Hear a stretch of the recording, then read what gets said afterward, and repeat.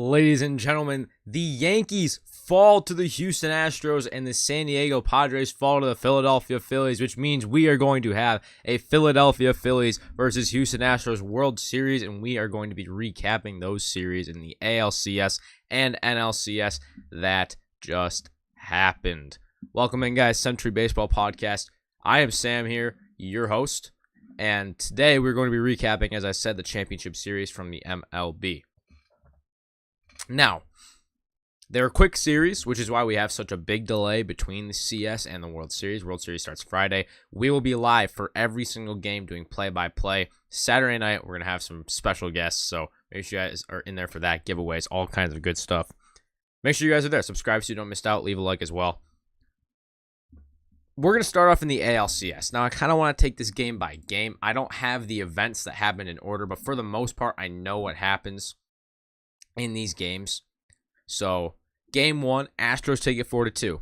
The Astros go up early, 3-0, but then the Yankees come back. They score two of their own. Framber Valdez has a throwing error. That's a big part of why that happened.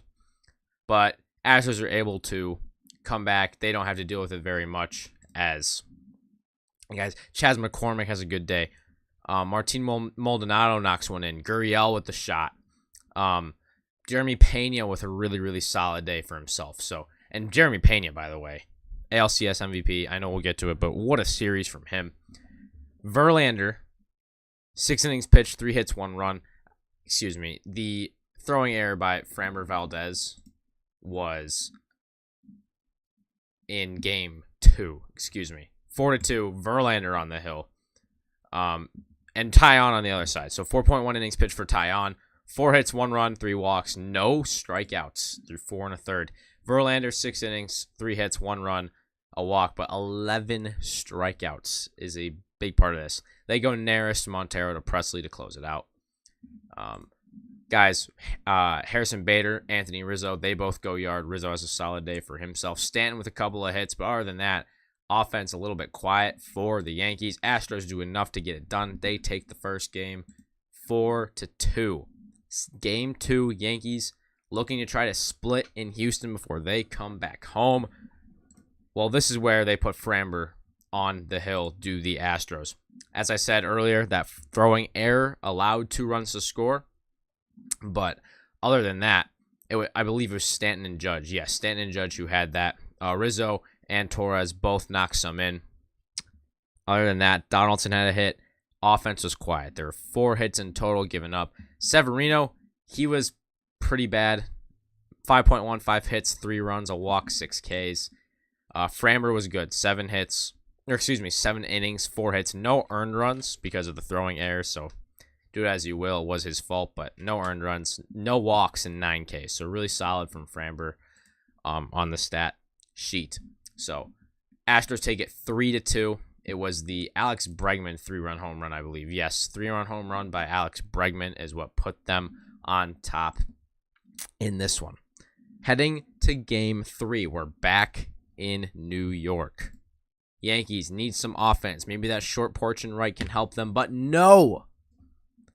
Christian Javier on the bump, 5.1 scoreless innings with 5 Ks. The Yankees turn it to Garrett Cole, who was solid.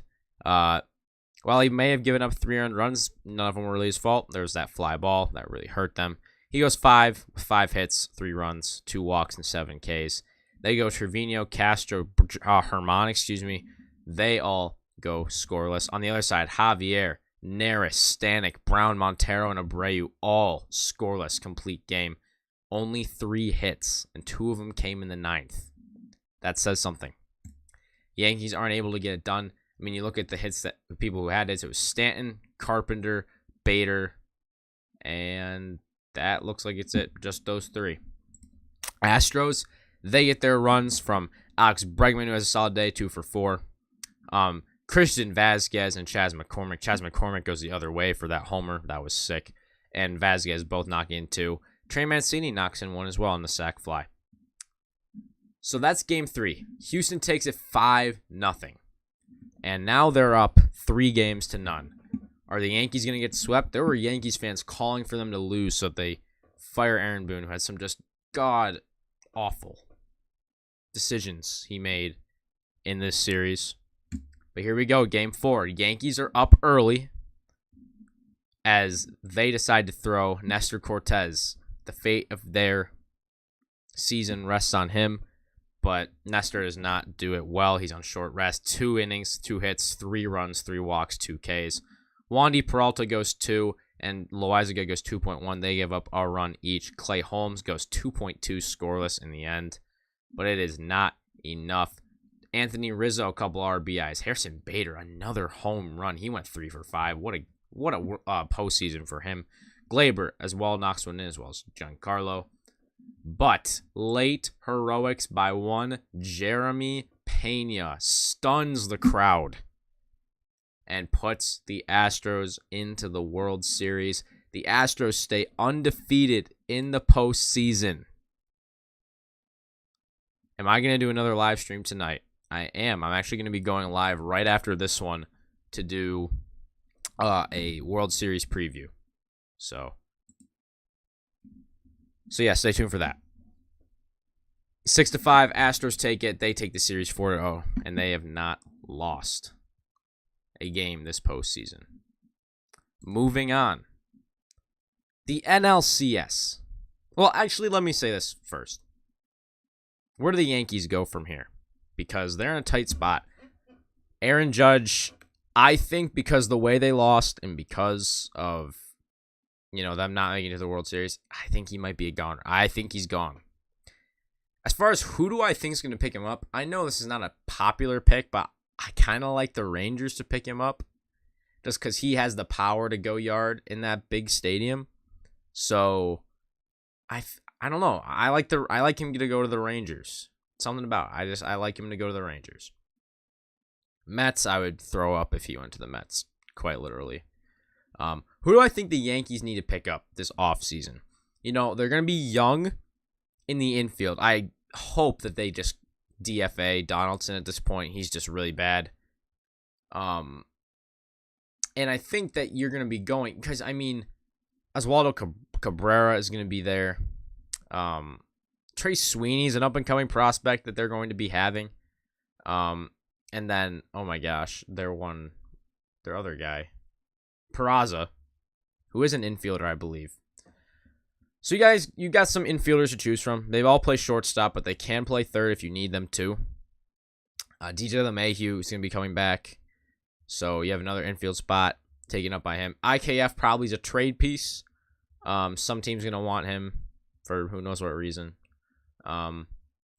Rizzo, he's going to be at first. So you go Rizzo, probably LeMahieu, Peraza, Cabrera, somewhere in there in the infield. So you're going to be young on the left side, but that's good for the Yankees. Outfield, I think it's kind of a must for them to re-sign Benintendi. I know that he got injured for them, but I think it's kind of a must for them now that they need to re-sign Benintendi. So you go there. And you're probably going to have to start playing Giancarlo in the outfield this coming year a lot more than you have. Harrison Bader is going to be there so he can play center for you. And you're probably going to need to pick up one more outfielder, Matt Carpenter. I don't know if he stays. He was awful in the postseason. Was that just like one run for him? Maybe he's there. And if Judge is gone, that's what you're working with in the outfield. Pitching-wise, Garrett Cole, I don't know if he's good, okay? And he's been near the top of the league all the time. He just gets so shook when something bad happens to him that to the point where it's like, can he even be an ace? Do you need to bring in somebody else? You got him, you got Montes, Severino. Yeah, they're all good. Cortez, your starting pitching's good. Taillon was good start of the year, cooled off a little bit. Are you trying to trade a Taillon? Are you trying to trade maybe a Severino? Try to go out and get one big guy. Are you going to try to sign somebody? Bullpen, Yankees bullpen's always going to be strong. Clay Holmes was good this year for them. Aroldis is gone. That was kind of a distraction, if you ask me. Maybe pick up like a bullpen arm or two. And if you don't trust your young guys on the left side of the infield, then you probably need to go pick up another infielder. If you can't count on DJ LeMahieu's health, pick up another infielder. And then, other than that, outfield. So, I feel like Judge is going to walk. I don't know if he's going to want to stay in New York. Just because especially if they keep Boone. Boone is just losing them games at this point. So that's my spiel on the Yankees. Jordan Walker's joining the MLB next year. That's true. That's true. It's true. Okay, we're going to move on to the NLCS. The Phillies, my Phillies, take down the Padres in 5. Game 1. It is Wheeler. It is Darvish. A couple of guys who shove, but Wheeler shoves more. 7 innings, 1 hit, no runs, 1 walk, 8 Ks. Seranthony Dominguez, Jose Alvarado come in and close it down. Bryce Harper goes oppo. Was it too high? No, it was not. And then Schwarber absolutely kills every last bit of the baseball. Farthest hit ball at Petco Park and the fastest ever at Petco Park. And it comes in the playoffs. Phillies take game 1, 2-0. I mean, a Titanic tank from Kyle Schwarber. Game 2, we're still in San Diego. San Diego's trying to split, head back to Philly, see what they can do there.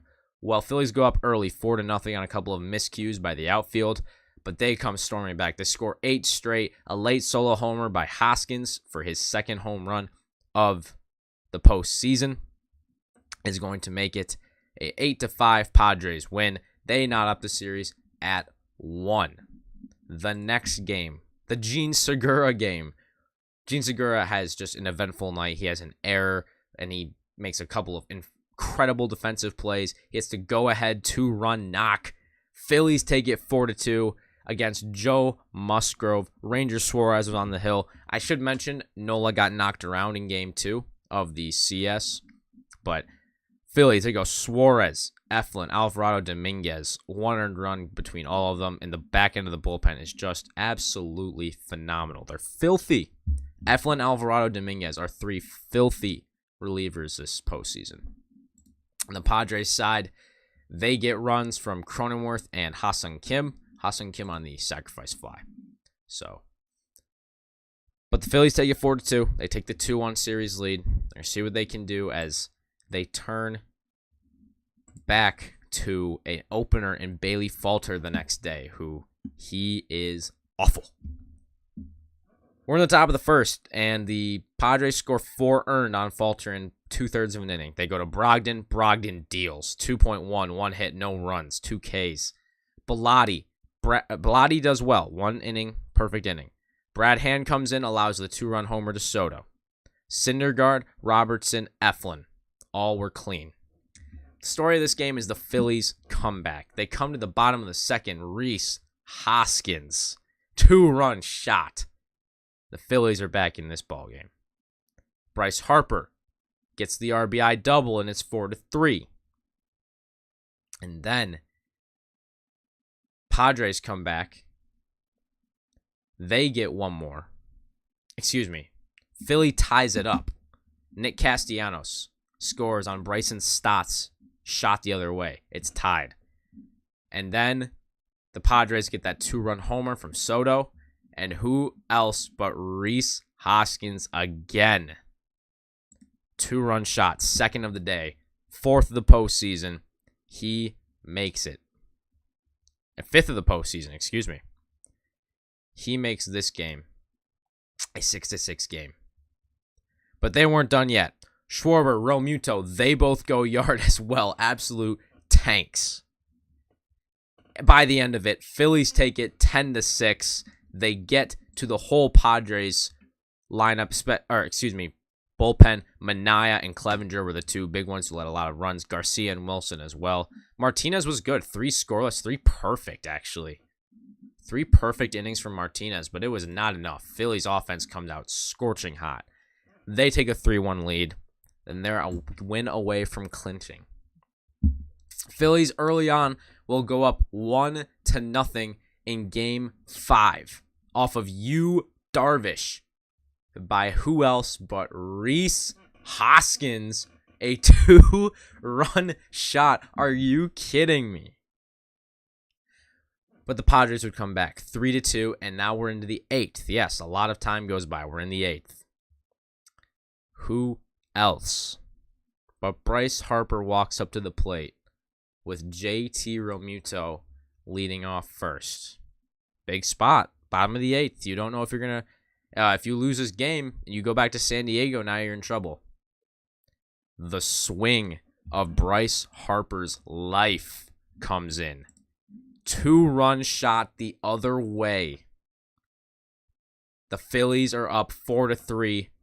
It gets shaky in the 9th. Robertson walks 2 guys. Gets an out. They take him out. 2 guys are on. Grisham lays down a bunt. Gets the guys over, but there's 2 out now. The fly ball to right field to Nick Castellanos sends the Phillies to the World Series for the first time since 2009. When they went back-to-back, they lost to the Yankees last time. The Phillies go Wheeler, who was okay. 6 innings. He allowed the 2 earned runs. 6 innings pitched, 2 earned runs, a walk, 8 Ks. Sir Anthony, he lets an earned run as well with 2 Ks. Alvarado, Robertson, Suarez, though, shut it down back into the bullpen for the last 2 innings. They do what they have to do.